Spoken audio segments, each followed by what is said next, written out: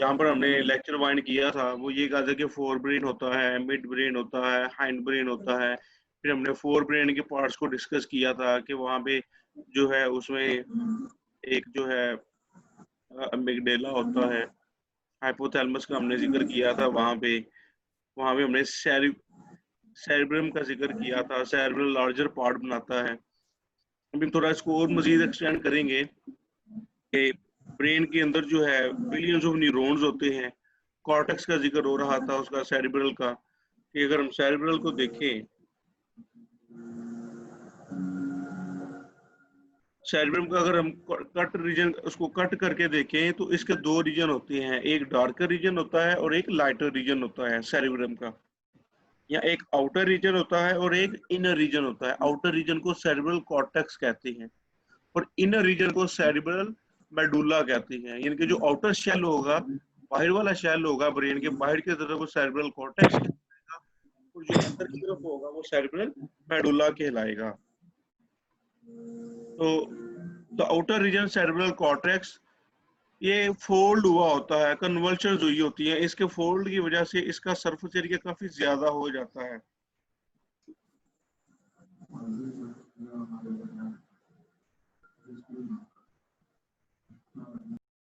ये देखिए, ये फोल्डिंग है, आपको नजर आएगी कि ये फोल्ड हुआ है इसके अंदर।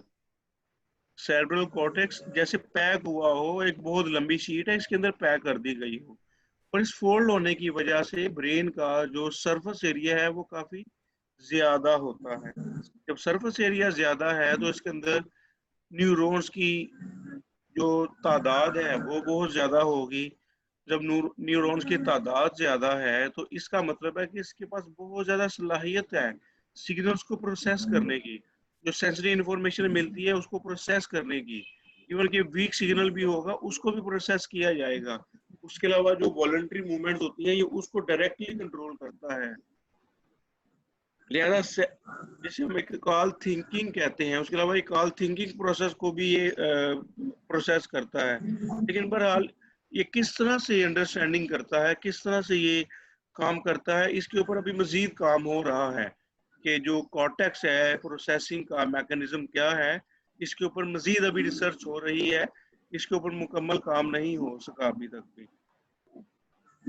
अब सेरेब्रल कॉर्टेक्स के अंदर जो बाहर वाला रीजन है, इसके अंदर प्राइमरी सेंसरी एरियाज होते हैं। प्राइमरी सेंसरी एरियाज का मतलब है जहां पर सिग्नल सबसे पहले आके रिसीव होता है, where signals originating in sensory organs such as eyes and ears are received। यानी कि आंखों से, कानों से, स्किन से सबसे पहले जो सिग्नल रिसीव होता है उसे हम कहते हैं primary sensory areas, and converted into the subjective impression. और उसको उसका मतलब समझा जाता है वहां पे दिमाग में। जो आंख कान से सिग्नल आते हैं तो सेरेब्रल कॉर्टेक्स के प्राइमरी सेंसरी एरिया में वहां पे सिग्नल्स को समझा जाता है, जैसा कि रोशनी या आवाज।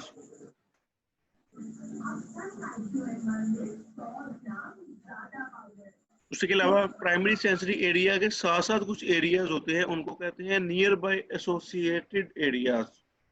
ये नियर बाय जो एसोसिएशन होती है ये भी सिग्नल को समझने में मदद देती है। उसके अलावा कह रहा this area is also involve in speech. ये वाला एरिया स्पीच में इन्वॉल्व है, also receives and interprets the sensation of touch. उसके अलावा ये जो है ये रिसीव करता है और इसकी तशरीह करता है जो टच की सलाहियत है, sensation of touch from all parts of the body, जिस्म के तमाम हिस्सों से। And this area is also a centre for sending impulses to voluntary muscles. कह रहा है कि ये जो एरिया है ये वॉलंटरी मसल्स को भी ये सिग्नल भेजता है मसल्स के कॉन्ट्रैक्ट करने का। देखिए कितनी ज्यादा डाइवर्सिटी है इसमें कि बॉडी की हरकत, बॉडी के जो चलने फिरने का अमल है, बाजुओं की हरकत है, देखने की सलाहियत है, उसके अलावा जो साउंड की सलाहियत है उनको प्रोसेस करना और सही डायरेक्शन में सिग्नल्स को आइडेंटिफाई करने के बाद उनको समझना, उनको इंटरप्रेट करना, ये सारे का सारा जो है तो ये primary area, sensory primary area में हो रहा है। और ये सेंसरी प्राइमरी एरिया जो है ये प्राइमरी कॉर्टेक्स के अंदर मौजूद है। लिहाजा आप ये कह सकते हैं कि इस से पूरी रीजनिंग जो है, इंटेलिजेंस का जो काम है, जजमेंट का काम है, ये सारा का सारा काम जो है ये सेरिब्रम कर रहा है, और खास तौर पे सेरिब्रम का कॉर्टेक्स एरिया कर रहा है। अच्छा, इस सेरेब्रम को डिवाइड किया जाता है राइट एंड लेफ्ट पार्ट में, ये भी शायद मैंने कल आप लोगों को बताया था। ये सेंटर में लाइन है, तो सेरेब्रम को कहा जाता है right cerebral hemisphere and left cerebral hemisphere. ये कल भी आपको बताया था। और ये आपस में एक बैंड होता है एक्सोन्स का, जिसको हम कार्पस कैलोसम कहते हैं। ये दोनों सेरेब्रल हेमिस्फीयर कार्पस कैलोसम की मदद से अटैच होते हैं। राइट एंड लेफ्ट ये दोनों अलग अलग काम करते हैं। राइट साइड जो है, राइट सेरेब्रल हेमिस्फीयर, ये बॉडी की लेफ्ट साइड को कंट्रोल करता है। और जबकि जो left side of cerebral cortex है, ये बॉडी की राइट साइड को कंट्रोल करता है। ये बड़ी हैरानकुन बात है कि ये आपस में ऑपोजिट क्यों काम करते हैं।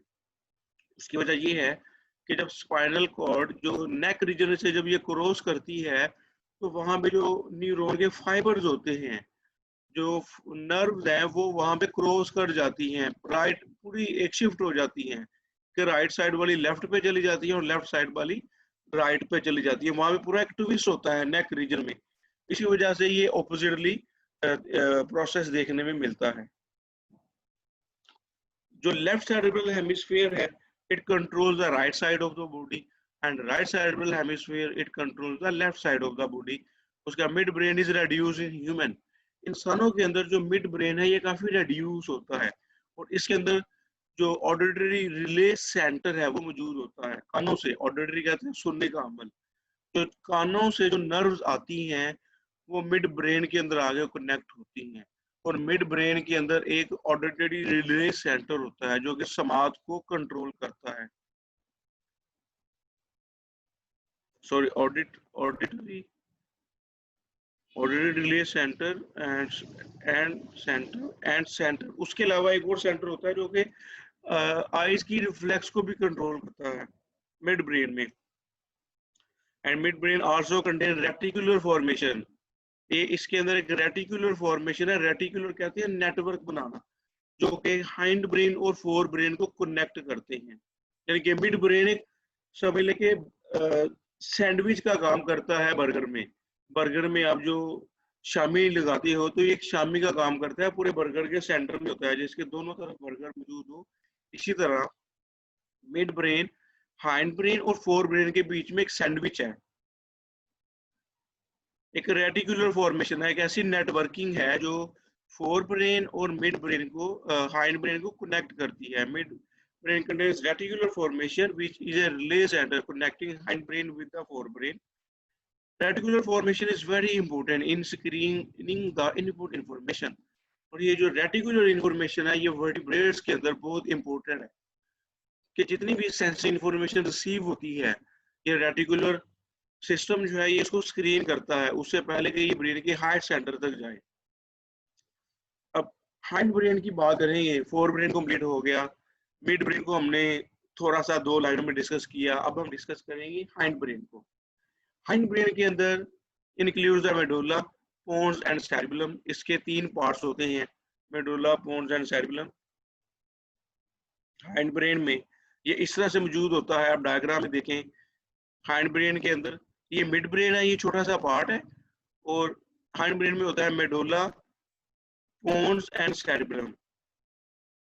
मेडुला, पोन्स एंड सेरिबेलम, ये 3 पार्ट है। सेरिबेलम इसके अंदर देखेंगे थोड़ा सा लार्जर पार्ट है।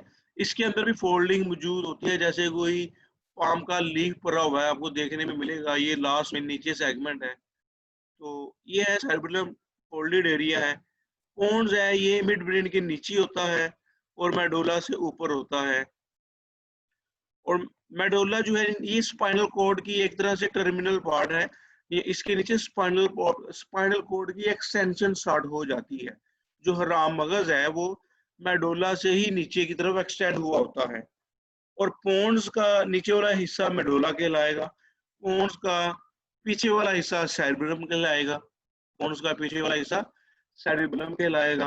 और इसी तरह पोन्स के ऊपर मौजूद है मिड ब्रेन, और मिड ब्रेन के ऊपर मौजूद है ये जो हाइपोथैलेमस है, थैलेमस है, ठीक है ना। तो ये वाला पार्ट इसके ऊपर मौजूद होता है। जहाँ पे हम जिक्र करें मिड ब्रेन के सामने वाले पोर्शन की तरफ पिट्यूटरी ग्लैंड मौजूद होता है जो कि डायरेक्टली कनेक्टेड होता है हाइपोथैलेमस से। हाइपोथैलेमस और पिट्यूटरी ग्लैंड आपस में डायरेक्टली कनेक्टेड है। अगर आप डायग्राम को गौर से देखोगे तो आपको ये फिगर में क्लियर नजर आएगा, hypothalamus and pituitary gland are directly connected to each other. और इन दोनों के नीचे डायग्राम में आप देख सकते हो कि मिड ब्रेन पड़ा होता है, और मिड ब्रेन के पीछे हाइंड ब्रेन का जो पार्ट है ये डायग्राम में क्लियर नजर आ रहा है, जिसे हम सेरिबेलम कहते हैं, सेरिबेलम मौजूद है। और मिड ब्रेन के नीचे पोन्स एंड मेडुला मौजूद है, और मेडुला की एक्सटेंशन है स्पाइनल कॉर्ड में। यानी कि अगर हम फंक्शंस की बात करें, जो मेडुला है, मिड ब्रेन का जो पार्ट है, medulla control the several automatic function, जैसा कि ब्रीथिंग को कंट्रोल करता है, हार्ट रेट को कंट्रोल करता है, ब्लड प्रेशर को, और खुराक के निगलने का अमल है। ये तमाम जो प्रोसेस है ये मेडुला के कंट्रोल में होती है।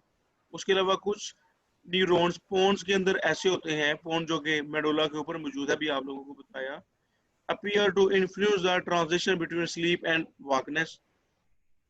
कुछ न्यूरॉन्स पोन्स का ये काम है, पोन्स जागने का अमल है, जो सोने का अमल है, इसकी जो ट्रांजिशन है इसको भी कंट्रोल करते हैं कि किस तरह से ये साइकिल कन्वर्ट होता है, स्लीप वॉक साइकिल, सोने और जागने का जो साइकिल है इसको कंट्रोल करता है पोन्स। उसके अलावा rate and the pattern of breathing, और ब्रीथिंग का जो पैटर्न है, उसकी जो रेट है, उसकी जो तेजी और कम होने का अमल है, ये भी उसी वही कंट्रोल करता है। सेरिबेलम जो कि इसमें हाइंड ब्रेन में सबसे बड़ा पार्ट है, अब हम उसका फंक्शन डिस्कस करेंगे।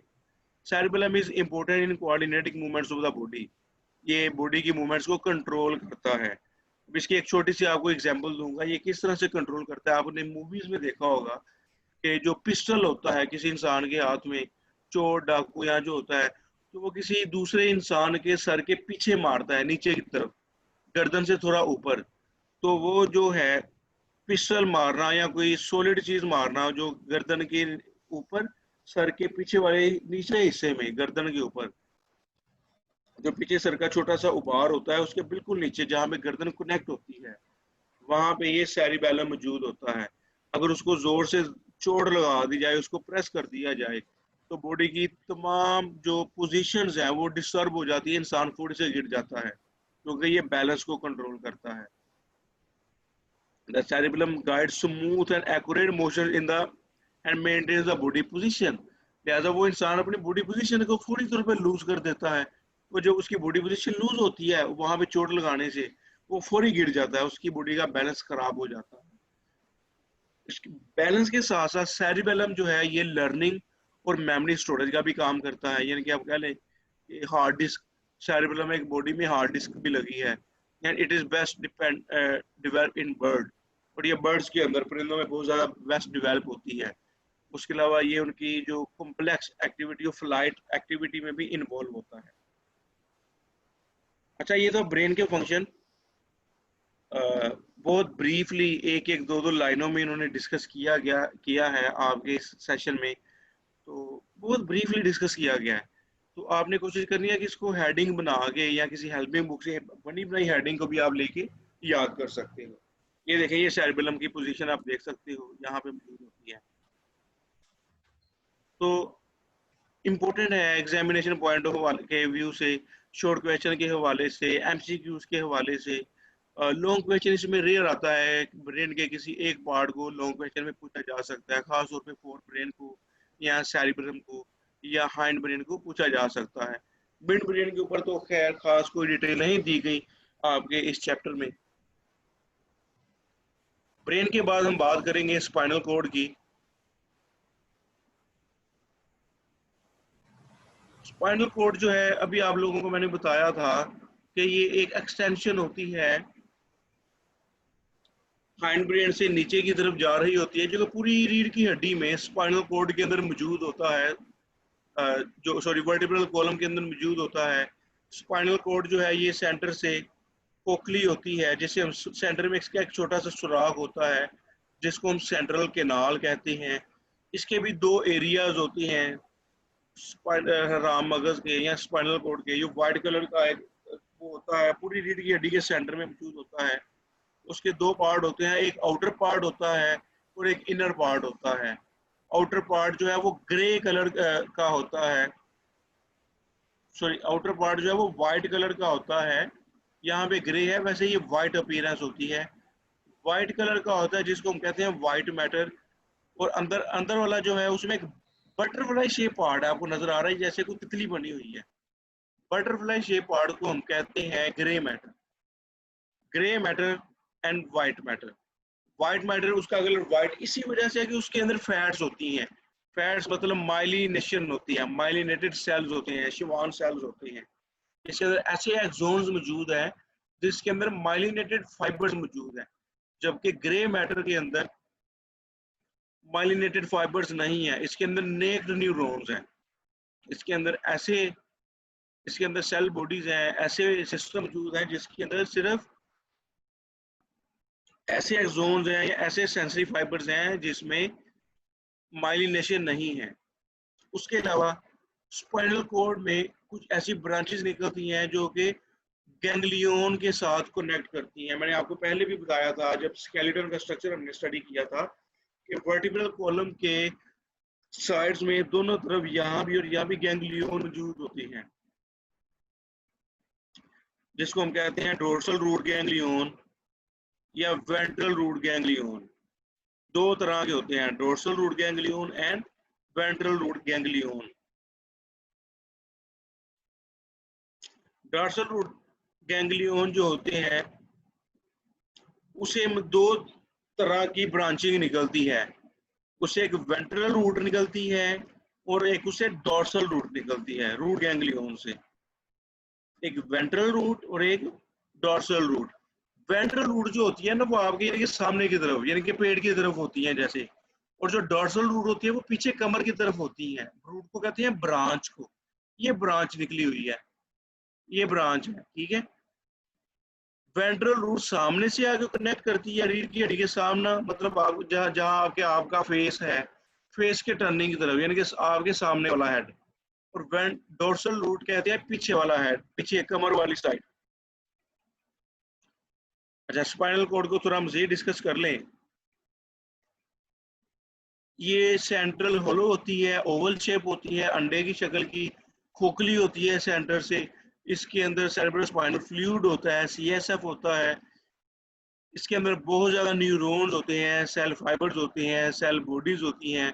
इसका एक डेफिनेट पैटर्न होता है इन तमाम स्ट्रक्चर्स की अरेंजमेंट का। सेल न्यूरॉन्स का, सेल बॉडीज का, सेल फाइबर्स की अरेंजमेंट का एक डेफिनेट पैटर्न है। जैसा अभी हमने डायग्राम में देखा कि बटरफ्लाई शेप स्ट्रक्चर होता है। क्रॉस सेक्शन आपने अभी देख लिया कि in cross section spinal cord shows an inner butterfly shaped gray matter containing the central canal and the outer portion composed of white matter.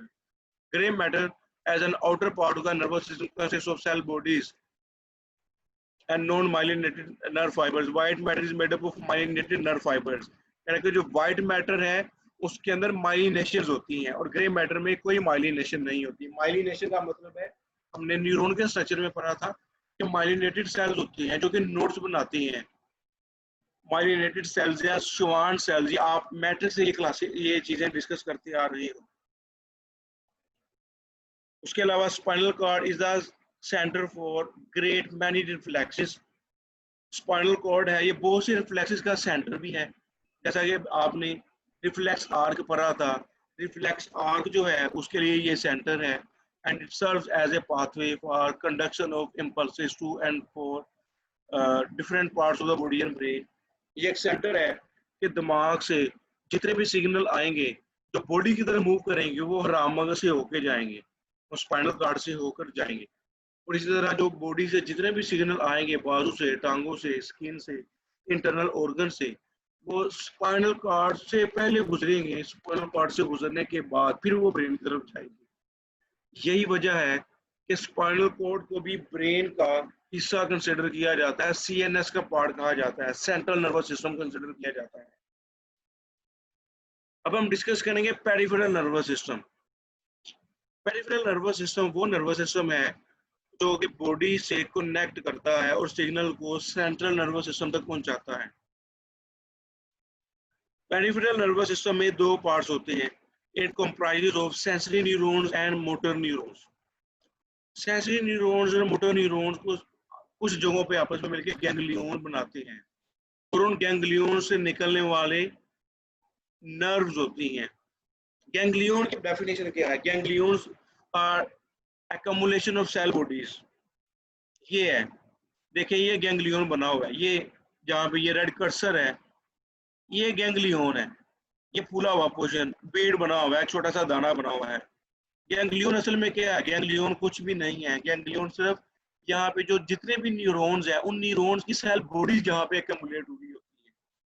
Ganglion are the accumulation of cell bodies. और इन ganglion से nerves निकलती हैं। ये देखिए ये nerve निकल रही है, यहाँ पे पूरा सेक्शन नहीं दिखाया गया। ये नर्व निकल रही है यहाँ से, पेरिफेरल नर्व जिसको कहा गया है। गैंग्लियन के साथ फिर रूट भी होती हैं, ventral root, dorsal root. Dorsal root के अंदर ऐसे एक्सोन्स होते हैं जिसमें सेंसरी न्यूरॉन्स होते हैं, जबकि वेंट्रल रूट में ऐसे न्यूरॉन्स होते हैं जिसमें मोटर न्यूरॉन्स होते हैं।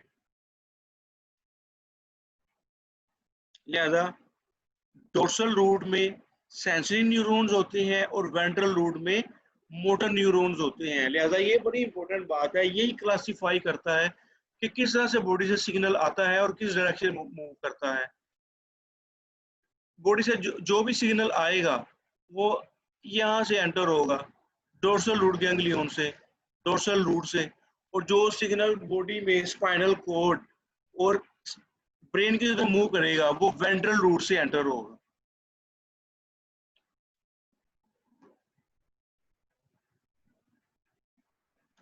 द नर्व्स, अच्छा नर्व्स का आपको बता दें, नर्व्स क्या होती हैं? सेल बॉडीज तो सारी मिलके गैंग्लियन बना देती हैं। उसके अलावा गैंग्लियन से बिजली की तारों की तरह वायर्स निकलती हैं जिसको हम नर्व्स कहते हैं। नर्व और इनके बाहर एक कोटिंग होती है जस्ट लाइक इलेक्ट्रिसिटी वायर्स। उसमें एक्सोन्स होते हैं या डेंड्राइट्स होते हैं bound by the connective tissues. जो बारीक वायर्स हैं उसके अंदर छोटी छोटी वो डेंड्राइट्स हैं या एक्सोन्स हैं, और उसके बाहर कवरिंग है, वो कवरिंग कनेक्टिव टिश्यूज की होगी। एंड दे में बी सेंसरी, मोटर या मिक्स नर्व्स।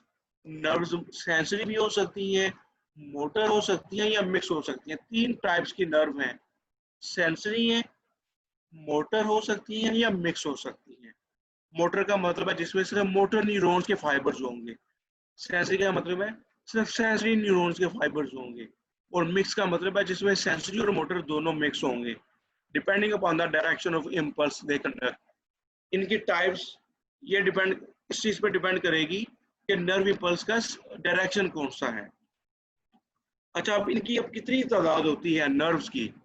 इंसानों के अंदर जो ब्रेन से नर्व निकलती हैं उनकी तादाद है 12, और जो उन्हें हम कहेंगे cranial nerves. These are called as cerebral और क्रेनियल नर्व, दीज आर 12। ये शॉर्ट क्वेश्चन है कि what are the cranial nerves. Cranial nerves या spinal nerve, these are 12 in numbers. ये ब्रेन से निकलती है और ये नेक रीजन में, शोल्डर रीजन में, और उसके अलावा ज्यादातर ये आईज में, नोज में, जुबान में, दांतों में, उसके अलावा ये जो है नीचे वाले जबड़े में, गर्दन में, ठीक है। उसके अलावा ये ग्लैंड है आपका, थायराइड ग्लैंड है, उसके साथ पिट्यूटरी ग्लैंड के साथ, ये हाइपोथैलेमस के साथ ये कनेक्ट करती हैं। ये 12 पेयर्स हैं और इनको इनकी इसी वजह से नाम भी दिया जाता है। उसके अलावा ये शोल्डर से एंटर होती हैं, कुछ नेक रीजन से बॉडी में भी नीचे फैल जाती हैं, बाजुओं में जाती हैं, इंटरनल ऑर्गन के साथ कनेक्ट करती हैं, लीवर के साथ, लंग्स के साथ, हार्ट के साथ, ये कनेक्ट करती हैं इंटरनल ऑर्गन के साथ, स्प्लीन के साथ, किडनीज के साथ, यूरिनरी ब्लैडर के साथ जाके ये कनेक्ट करती हैं, उनके तमाम की तमाम ऑर्गन्स के फंक्शंस को कंट्रोल करती हैं। ये ब्रेन से नर्व निकलती हैं, इलोंगेटेड होती हैं। अच्छा, इसके अलावा जो नर्व्स स्पाइनल कोड से निकलती हैं उनकी तादाद 31 है, उनको हम कहते हैं स्पाइनल कोड की नर्व्स। और all these nerves are mix, ये तमाम नर्व्स मिक्स होती हैं। जो स्पाइनल कोड से निकलती हैं वो मिक्स होती हैं, जबकि जो ब्रेन से निकलती हैं वो सेंसरी अलग है, मोटर अलग है और उनमें मिक्स अलग है। जबकि रीढ़ की हड्डी से निकलने वाली जो 31 पेयर्स हैं, स्पाइनल कॉर्ड की जो 31 पेयर्स हैं, ये तमाम की तमाम मिक्स होती हैं। बाकी आज का लेक्चर यहीं पे हम क्लोज करते हैं, काफ़ी है, बहुत डिटेल में है, तो आप हेल्पिंग बुक से भी ये अपनी मज़ीद इसको आप स्टडी, एक्स्ट्रा लिटरेचर स्टडी कर सकते हो। यूट्यूब के ऊपर लेक्चर पड़े हुए हैं, एडिशनल आप सर्च करोगे आपको एडिशनल इन्फॉर्मेशन मिल जाएगी। इम्पोर्टेंट है हर क्लासेस के अंदर ब्रेन के ऊपर ही कोई 4-5 चैप्टर मिलेंगे आपको, जबकि आप मज़ीद इसको एक्सप्लोर करोगे तो ब्रेन के ऊपर आपको लाखों बुक्स भी मिल जाएगी। तो बहुत ज़्यादा नॉलेज इसके ऊपर मौजूद है, बहुत ज़्यादा मिलियंस ऑफ साइंटिस्ट ने इसके ऊपर काम किया हुआ, लोग इसका नॉलेज जानते हैं। जैसा आपके इस चैप्टर में बहुत ही इनिशियल लेवल पे एक्सप्लेन किया गया है, एग्जामिनेशन पॉइंट ऑफ व्यू से भी इम्पोर्टेंट है। आप इसके ऊपर आप मेहनत करो, इसको आप समझने में भी आपको टाइम लगेगा, आप इसको बार बार तैयार करो, फिर जाके आपको कहीं ये समझ आएगा।